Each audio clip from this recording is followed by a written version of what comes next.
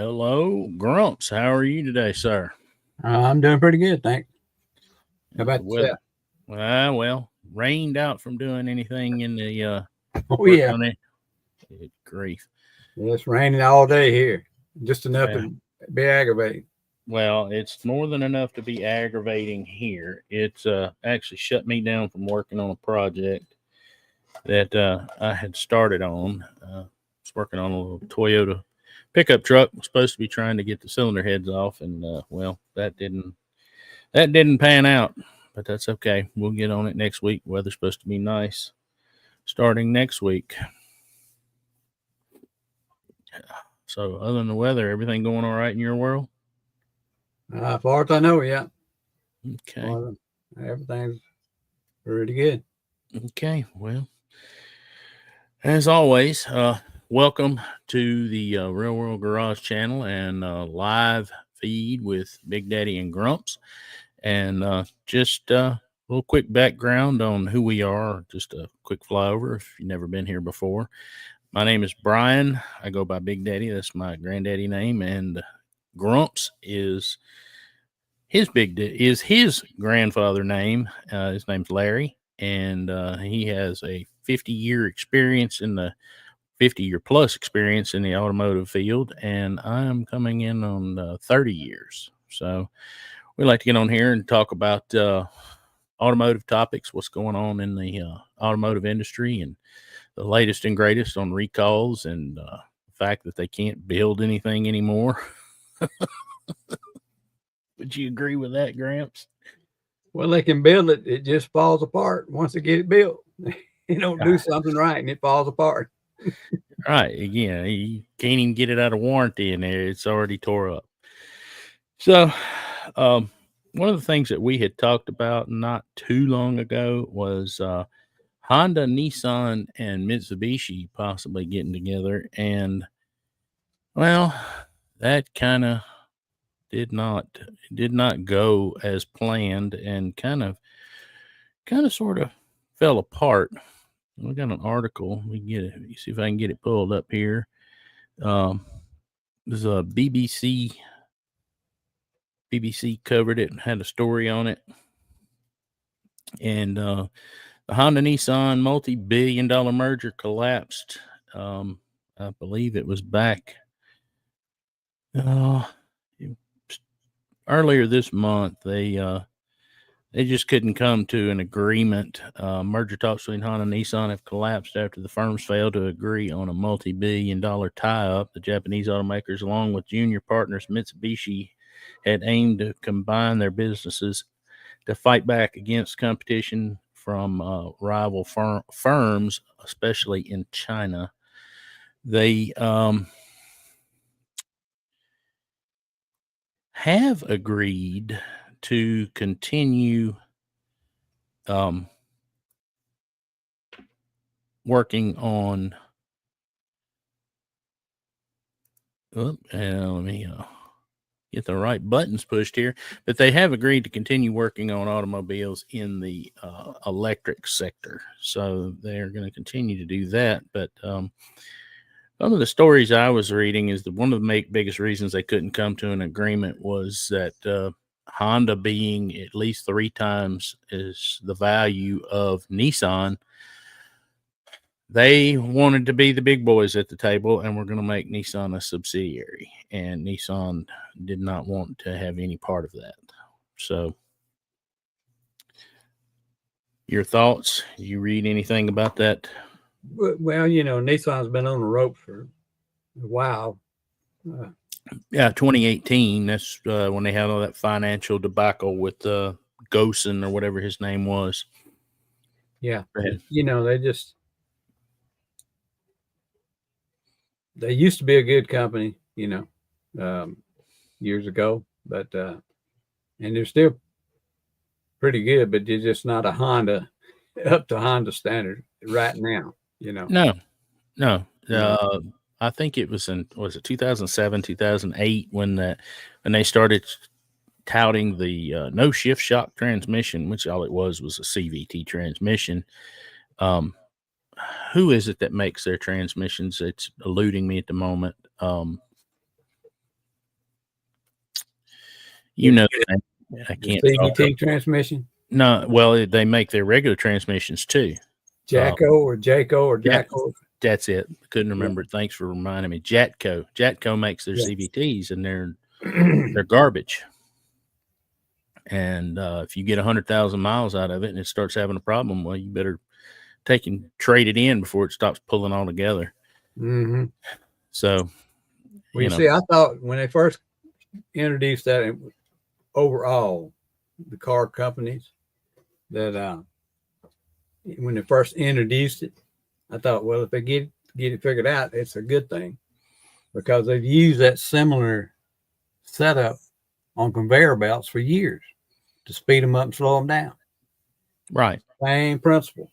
With the pulleys change size, they can speed up a conveyor belt by changing just the width of the pulley. One end smaller, one end wider. Correct. And you can go both ways. And I thought, well, that'd be a good thing. All they got to do is have a couple valves to make that pulleys move around. It'd be a lot less components. So you think it would be a better deal because there's fewer things to wear out. But for some reason, it didn't work out in the car. Well, your favorite grandson and my oldest son has had a Subaru, and it is well over 200,000 miles now, and it is going just fine. And it has not been serviced.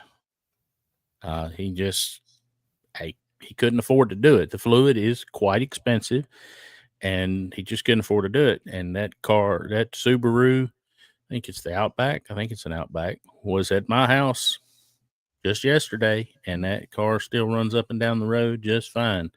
No problems with the CVT. I think that has been part of the fall of like we said, the Nissans, is their reliability.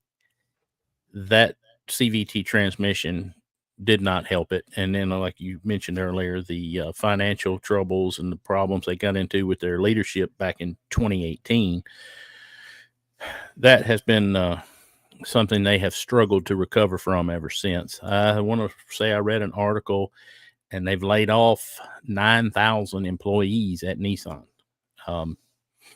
I haven't heard anything at our local Nissan plant here in Canton. I know several people that work there, and as far as I know, they're still there. So, what's going to happen and what's going to become of Nissan, who knows? It's like it said, it's even was rumored that Tesla was going to show interest in it, but they said no.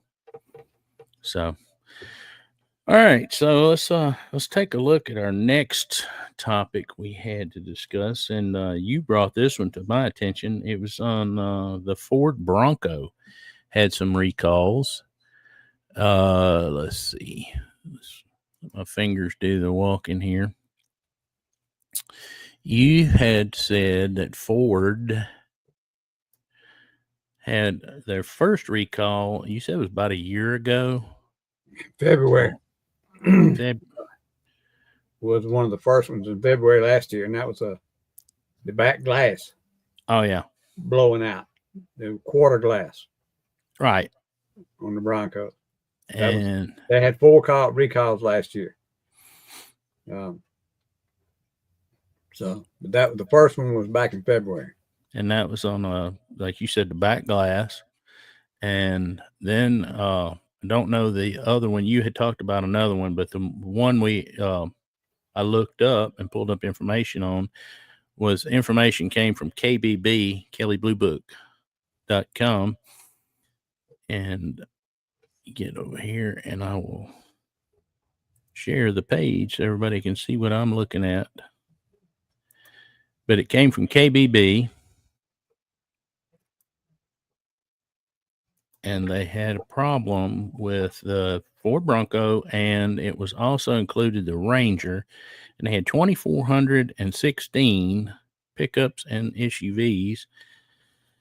And do you remember what they forgot to tighten or install correctly, Gramps? Well, this that was the rear. That was the knuckle. That was the knuckle. Oh yeah, no, okay, yeah. The upper control arm and knuckle. Control arm bolt where the ball joint attaches to the steering. Mm-hmm. Either the nut falls off or gets loose and then falls off. Anyway, can make the knuckle and the ball joint separate and makes it difficult. I think they said something like makes it difficult to steer. Uh-huh. Yeah. That can leave a vehicle difficult to steer. It says it right there. Uh-huh. I would imagine so. If your suspension's dug into the asphalt because it fell apart, I would think that would make it difficult to steer. And then let's go over here and we'll look at this next recall.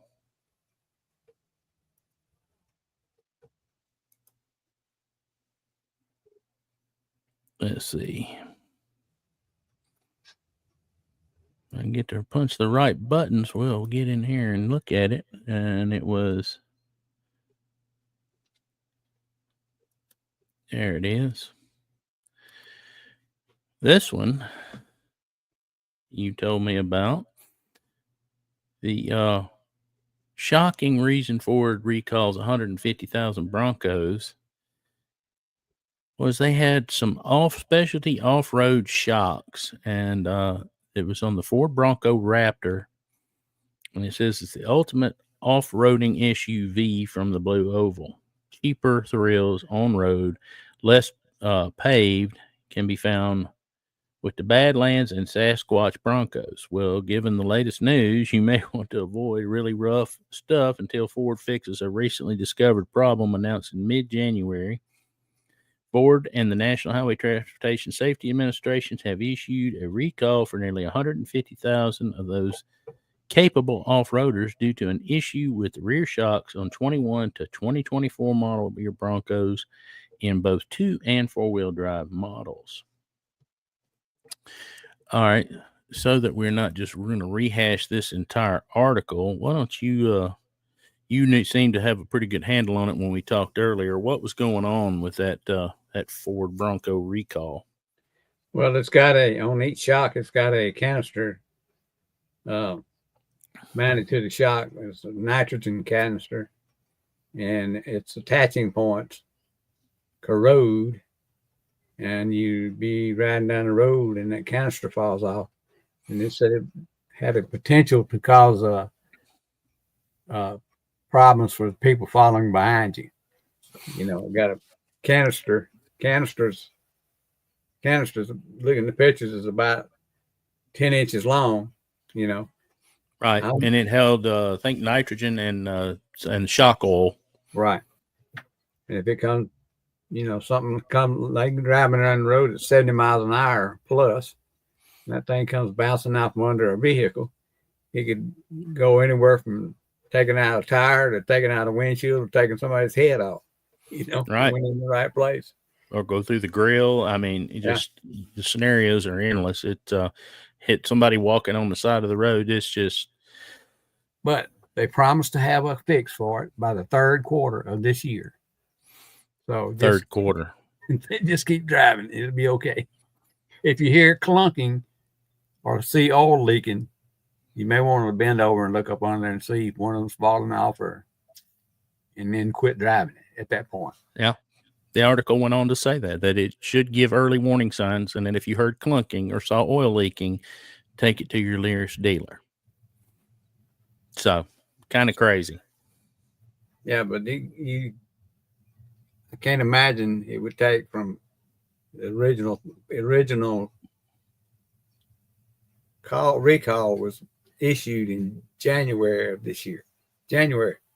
Right. And it's going to take. And then that was the first of the month. And then at the end of the month, they sent out another letter to everybody and said, we should have it figured out by a third quarter. It's like, okay, it's going to take all the way to, September. Till the end of summer. So, well, and we talked about it a little bit off camera, and it's like we said, a vehicle here in our area where we live was probably fine. Yeah, because you said it was due to rust. Yeah, corrosion. They didn't specifically say, but okay, corrosion. And maybe nowadays they use aluminum in a lot of stuff, and it may have aluminum. For all we know, they did an aluminum attachment to a metal steel to aluminum connection. Right. And it'd be something with dissimilar metals, or it could Right. be anything. Well, if their vehicles where they salt the roads, it could accelerate that effect. So, well, yeah, since it's not but 150,000 of them or thereabouts, you know, all across the. Well, we've seen people that work on those things up there in the Rust Belt, and it's pitiful. I'm just glad I don't live in the Rust Belt. Exactly. I think they said it only affected certain models, but the Raptor and the Sasquatch or something, or yeah, it was a couple different models that it affected, because it's only ones that are running these specialty shocks like this. Yeah, they're probably sold as a performance shock. You know, when you buy the vehicle. It's in a package on the vehicle. So. Right. And for all we know, it could have been something you could add on when you bought the truck. You know, well, you can add these high performance shocks with nitrogen and oil. You know, it may have been an outfitter may have, put those on. Yeah, who knows? Who knows why? And it was authorized by Ford, so Ford's got to figure it out. Well, let's take a quick gander down here. I haven't covered anything before in talking about NASCAR news or anything like that in the past, because to be honest, I have kind of been away from NASCAR for, several years. I used to be a really big fan, have been to Talladega, but just was not a fan of how they were taking the racing and the direction that it tended to go in. And well, let me interrupt you just a second. Go ahead. Tell your audience just what kind of NASCAR fan you are or were. Okay. He was pretty young. He went to Talladega, spent the night in an old Chevrolet Lumina, I believe. Pulled off on the side of the road, parked in the ditch, and slept in there until he could get to the race. That's being a pretty good fan. Yeah, that is an actual true story. 93 Chevy Lumina, the night before the race, I did some work to the old car and got up under it, changed the fuel pump, make sure we were going to make it up there and back. And yeah, I had some friends that had set up a tent in the ditch and let me and the wife sleep there. So that is a true story. I went to sleep about 3:00 in the morning and got up about 6:30. And I don't know if you've never been to Talladega or been to a big race, it is a lot of fun. Don't figure on getting a lot of sleep. Well, we have some comments over here, Gramps. Let's somebody's asking some questions.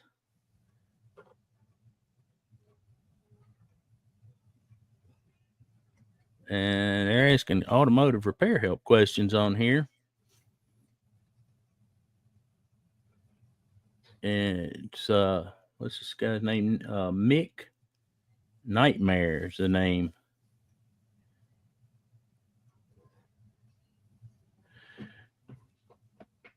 Let's see if we can get this on the screen. Let you read it. It says, do I need to change the whole trans if my plugs are stuck?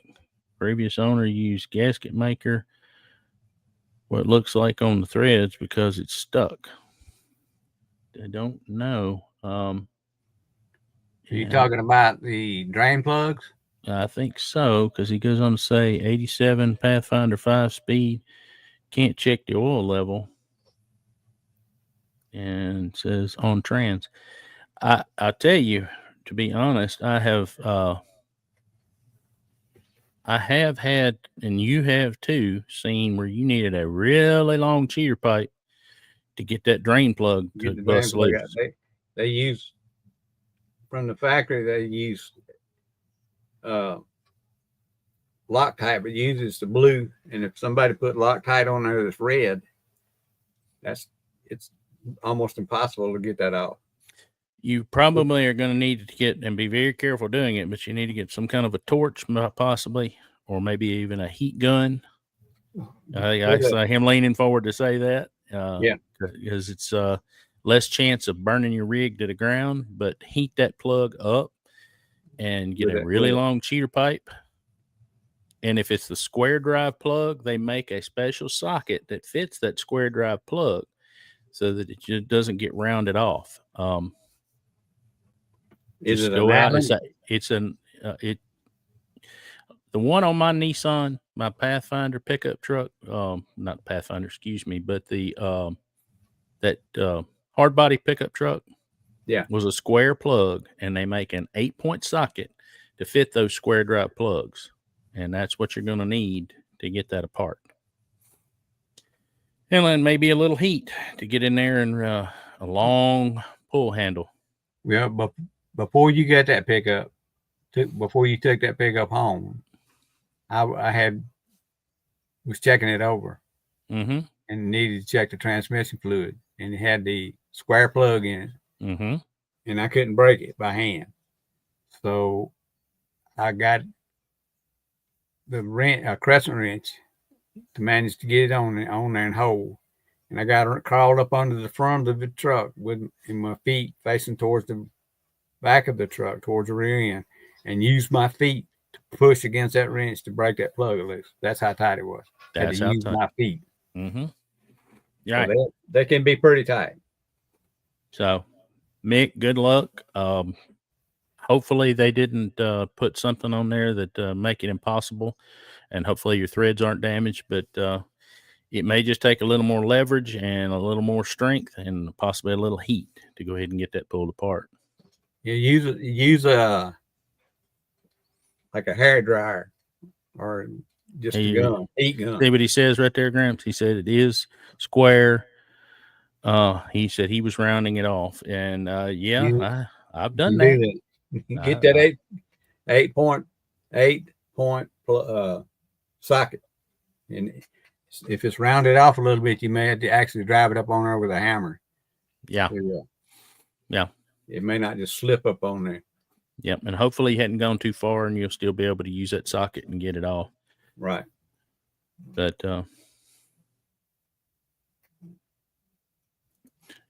yes, sir. You're very welcome. I'm glad you came in and joined us on the live today. That's kind of why I started my channel, is to provide information and help folks.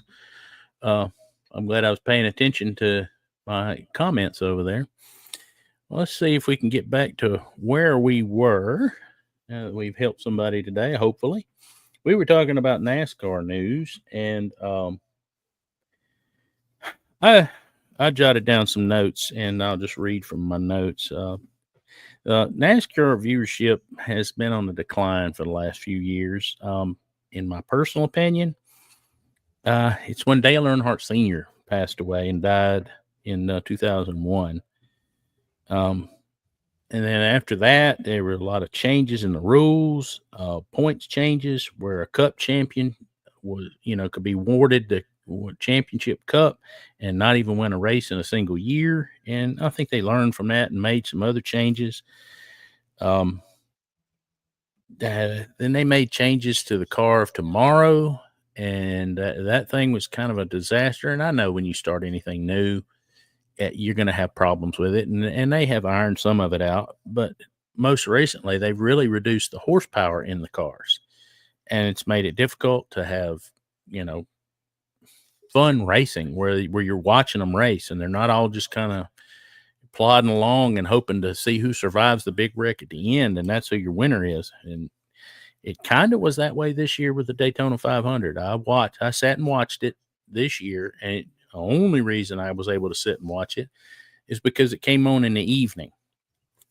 And normally during daylight hours, I have something to turn wrenches on. I have a whole driveway full of stuff that I have wrenches that need to be turned on. So anyway, I digress. So I did sit and watch the entire race. But something that came out of the NASCAR weekend that I thought was kind of encouraging, and it's kind of made a lot of news, and it's been a big splash about it, and a lot of people have talked about it. And that's where race car driver Greg Biffle, who's a now retired driver, and the YouTube persona Cletus McFarland. And me and you talked about it, and you know who Cletus McFarland is a little bit. Yeah, he's been doing some stuff, bought his own racetrack, and now he's bought the drag strip next door to his racetrack in Bradenton, Florida. But they got together, and Cletus McFarland's real name is Garrett Mitchell. Most everybody that follows that information and follows him knows that. But Cletus McFarland is a persona that he carries. Well, Greg Biffle and Cletus, they got together back at the end of last year, and there's a whole long story that goes along with it, but I'll shorten it up here a little bit. They really got together and teamed up to help people after the Hurricane Helene incident, where the people over in East Tennessee, North Carolina, I think some in North Georgia, that whole area was, after that hurricane, some folks came back to no town. They were just decimated. Well, as it turns out, they both, I think, have helicopters. I know Cletus for sure has a helicopter. And as soon as he found out what was going on, he was like, well, how can we help? Well, he put his helicopter in the air and continued flying. He started flying supplies to those folks up on top of the mountaintops where their roads had gotten washed away, and they flew in anything from chainsaws to 2-cycle oil to water to food to whatever was needed. They flew those supplies into those people. So that's kind of how the Greg Biffle and Cletus got their start together, at least as far as I can tell. That's what it looks like. And let's fast forward a little bit to this year, to the ARCA race. ARCA is like the baby steps or the kindergarten version of the NASCAR before you go on to Xfinity and into the main cup racing. Greg Biffle pulled some strings and got Cletus into a car and got him to where he could race in the ARCA race and began working toward getting his driver's license. Now, he did get washed out, and he got caught up in some racing incidents on the track, and he did not have a good finish. But the few laps he was able to run, he did a good job, and he kept the car clean, didn't cause any problems for anybody, and was doing a good job. And like I said, got wiped out in some other racing incidences from somebody else. Cletus' personality as far as his YouTube persona, he's already got a very successful channel. He's already got a very successful racing career with his drag racing cars. He's done some crazy stuff and set some records with cars already. And I just thought it was pretty amazing, his interview at the end of the ARCA race. And if you're not familiar or haven't seen it, we're gonna share it here and let you listen. I was dying. I was in tears. Let's see if I can find it. Let's see if that's it. That looks like it. All right. Let's get over here. No, this isn't how you wanted it to come to a close. What was your experience like as a whole? Well, I was having the best day of my life, ripping around Daytona like a bald eagle. I was flat out, avoided a wreck, which was awesome. I thought I was the best driver to ever exist in that moment. And it's probably because my sleeves were cut off that I was able to pull off that maneuver, come down pit road. Then someone slammed into my rear left quarter, spun me out, lived through that, got some fresh tires, went back out there. I'm hot dogging into 1 and 2, and the car lost it in front of me, and I saw it, didn't have enough brakes to get slowed down before it, and tried to go around it, misread it, zigged instead of zagged when I should have zagged, and I zigged, and bam, blew the front end right off my hot rod. I hate that for you. And before we came to this interview, you were watching that jet taking off. Have you ever seen anything like that? You seemed pretty impressed by it when you were just standing here. Yeah, I'm the pilot of Consuela. You know what I mean? I got basically the baddest aircraft in the country, but that F-16 is pretty cool. It's in the field. All right. If you're not familiar with it, and you probably are not, Consuela is the helicopter he used to fly those relief missions in there. He took it was an abandoned helicopter, and he took and had it rebuilt. And Consuela is his helicopter. So, a little context to that. But I think that would be a fresh face to NASCAR to bring back a lot of people that have left the sport for various reasons. If nothing else, for the humor value alone. But Well, isn't Daryl Derek Derek Bierry, yeah, well, isn't he doing some racing like that or similar to that? he has done some stuff with Garrett Mitchell at the it's called when Garrett Mitchell's Cletus McFarland's racetrack is called the Freedom Factory.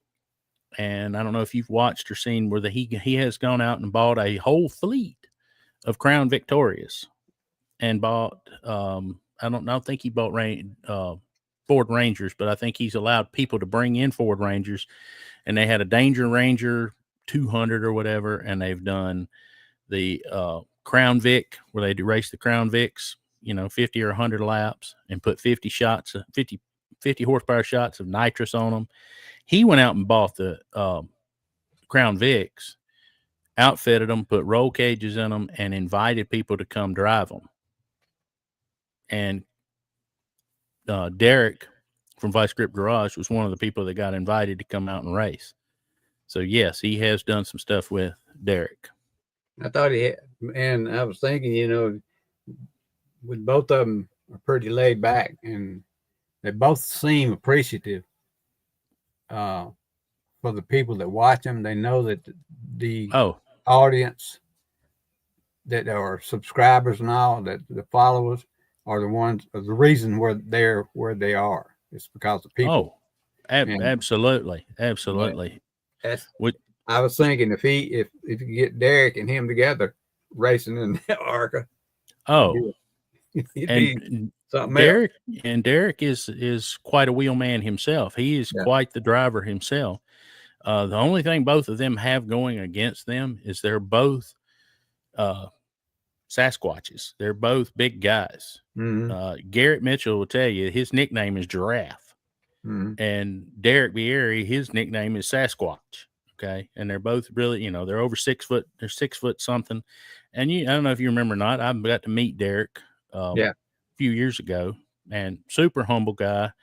They are very appreciative of their viewers and their fans. And I wished I had put a video in here to show you his after the ARCA race, they're in the infield, and they went in, and they're not just hanging out with the racers. They're out there with the fans, and they're doing crazy stunts. They had wheelbarrows and some cones set up, and they're doing wheelbarrow races with fans where Garrett is sitting in the wheelbarrow, and one of his buddies is running him down to the other cone. You have to turn around to see who's the first one to get back. Well, they had all these wheelbarrows set up, and fans were doing it with them. So, they do appreciate their fans, and they do a lot I think they could do a lot for the NASCAR sport if NASCAR would get on board and push behind this effort, because the viewership, I don't remember the numbers now, but the viewership, it would jumped exponentially for the ARCA race, and ARCA racing has never been typically watched, widely until what's his name? Cletus got in the car, and they had millions of viewers watching. Yeah. Like I said, they have one of them down here where we live, and I think they said it was like over a weekend when they're racing. It's like 100,000 people. I remember they used to have down there the Five Flags. They had the snowball derbies and the different kind of stuff. Yeah. They got supposed to have one coming up in 22nd of March this year. Is it ARCA, or do you know? It's ARCA, yeah. Okay. It's Menards, ARCA. Well, the Cletus has said that he's going to be moving forward, and he's going to be going to another super speedway. He's actually going to race at Talladega. Yeah. I think that race is going to be coming up in. I think it's typically in April. So, Yeah, I'm pretty sure that's what he said in that video, at the end of that interview, or at the end of the video. So I think he said April. well, I think if we could get Cletus, like I said, I'll say this and wrap this part up on NASCAR, that if we can get Cletus, somebody like him, and somebody else in there like Derek, and bring the fun back to NASCAR, I really think that NASCAR could make a big turnaround. They have just, over the years it's just through the different changes they've made, they have lost viewership. And I think they could turn that around if they would embrace these guys. So let's move back to more into the regular automotive stuff that we cover. And there was a story that I saw this morning. I was drinking my morning coffee, and my wife actually brought it to my attention, and she said, "How often does this happen?" Well, it was a story where they cross-dumped fuel at a gas station in Phoenix, Arizona. They put diesel fuel in the gas tank, and they put gasoline in the diesel fuel at this gas station. And I have the story pulled up here, and I'll let the little video play, and then we'll discuss it after. And I know you have seen it to where the customer made a mistake about it before, but I have not generally seen this to where it happened because of a gas station. Let's see that. Where is the story? There it is. Let me go and try to get it pulled up here. Hopefully it plays without a whole bunch of ended up in this same situation with the wrong fuel in their tanks before anyone realized there was a problem. Now customers are working through claims because of the so-called cross drop. Nicole Marino's car landed in the shop about a week ago. Turned the key and it kind of like started a little bit and then just like stuttered and went out, and there was just smoke all over my garage. It was bad news. They called me and they're like, "Your tank is full of diesel." She had filled up the day before. I was like, "No way, I'm not that kind of like girl moment. Like that didn't happen." But then he said, when he asked if it was at, like, if I've been to a Circle K, that's when my gears started turning. I'm like, how did he know? Turns out the Avondale Nissan dealership had another vehicle with the same problem. You get like a blue tint to it. That's some of the diesel fuel that came out of Nicole's car. It can do some damage for sure. It's obviously not meant to be in there. Kyle Kruziger is a service advisor at the dealership. From the fuel tank to the fuel injector, anything that diesel fuel touches it can go out. Nicole showed us the list of repairs she needs. And they said it would be like $6,000. The exact total was $6,125.85. I don't have that money. I don't even have a credit card limit big enough for that. So we reached out to Circle K. The company says there was a mix-up at the gas station at 75th Avenue at Thomas and Phoenix on Sunday, February 9th. A third-party carrier put diesel fuel into the unleaded storage tank underground and unleaded gasoline into the diesel tank. The company told us as soon as we became aware of the situation, we shut down our fuel pumps at this location. But in the meantime, about 25 cars were damaged. They just said that their claims department will get in touch with me as soon as they can. They gave me an estimate of 8 business hours. I'm on day 4 now. Soon after On Your Side reached out, Nicole got a call telling her Circle K is covering. And you see they had to get 3 On Your Side involved, and it's amazing how fast they responded back to her after 4 days. Get the news media involved, and they were immediately responded back to her. Repairs, a welcomed relief. Our life goes a little bit more back to normal, where we're not having to worry about where our vehicle is coming from or how we're going to get into and from work. And my husband goes to college too, so he needs it for that. I just want some normalcy again. It's a lot of stress. Nicole is still working through the claims process, but got a rental car that is being covered. So it would seem that they're in a pickle, and it looks like they're being taken care of now. But Off screen, I took a few minutes and they show a picture of that estimate, and they're replacing or show an estimate to replace the injectors, the fuel pump, clean the lines. And that's all I could see on that estimate that they put on the news. But you and I both know that probably put a fuel pump in it, flush the tank, and maybe not even replace the fuel pump. Just pull the fuel pump, clean the tank, clean everything out, some fresh gas in it, and it would probably be just fine. But what about the catalytic converter? That'd be, in my opinion, probably one of the most vulnerable parts of the whole deal, you know. Mine too. Even more so than the injectors or the pump or any of that. Yeah, because if you're running diesel fuel, they're being injected nowadays at a lot higher pressure than what that little Nissan fuel pump and fuel system can produce, you know. So it's not going to compress in my opinion, won't compress the diesel enough to hurt anything, you know. No.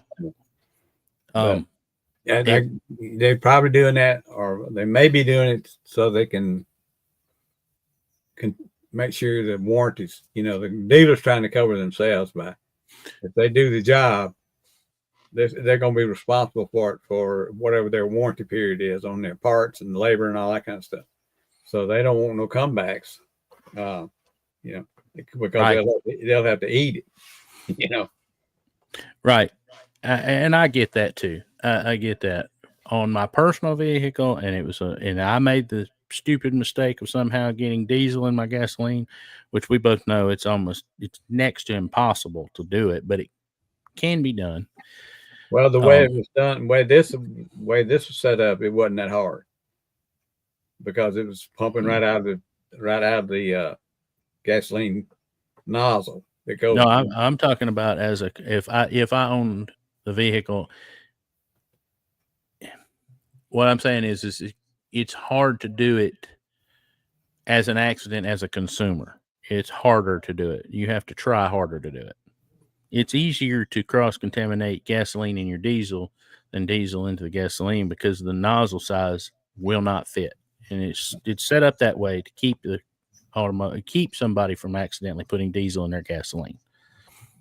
But when it's in the ground already, you don't know that.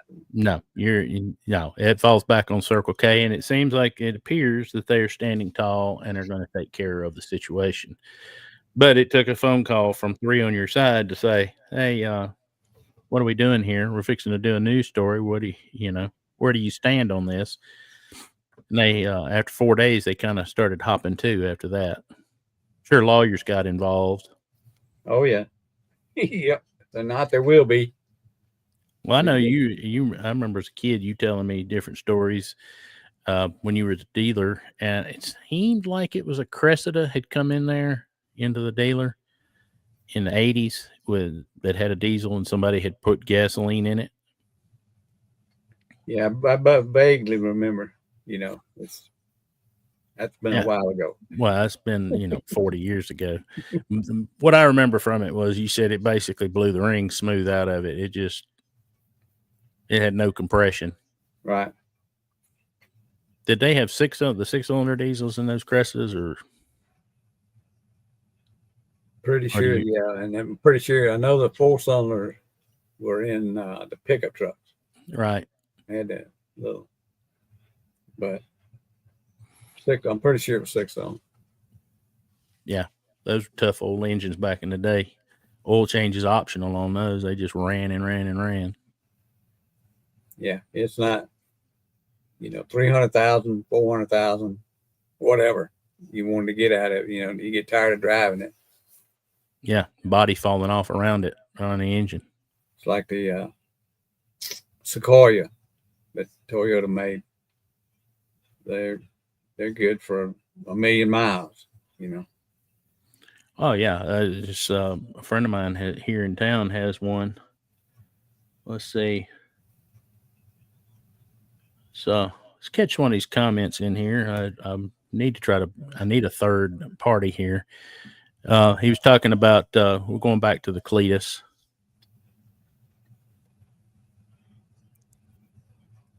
Talked about he really will just inexperienced and went up instead of down on the track. Yeah, that's true, and he will get better with time and racing. He's not totally inexperienced with round track racing. He's just not experienced with that much speed, I believe, and he will get better. He's going to be practicing. One of the things I also saw about it and heard Greg Biffle say, and I think it was Greg Biffle said it, is that he could take and get one of those ARCA cars and bring down to his racetrack and run it on his short track and just get more comfortable with the car and build his experience that way too. I mean, it's easy to get comfortable with a car if you own a racetrack.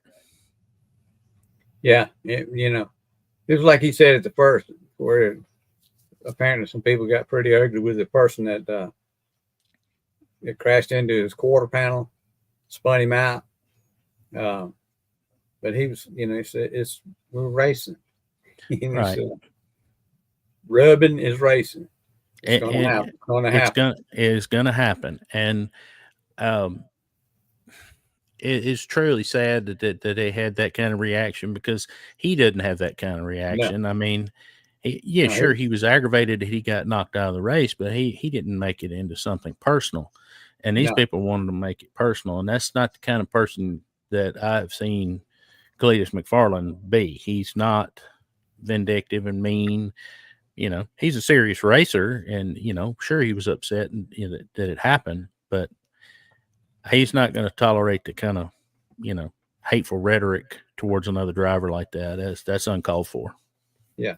Well, he said, it just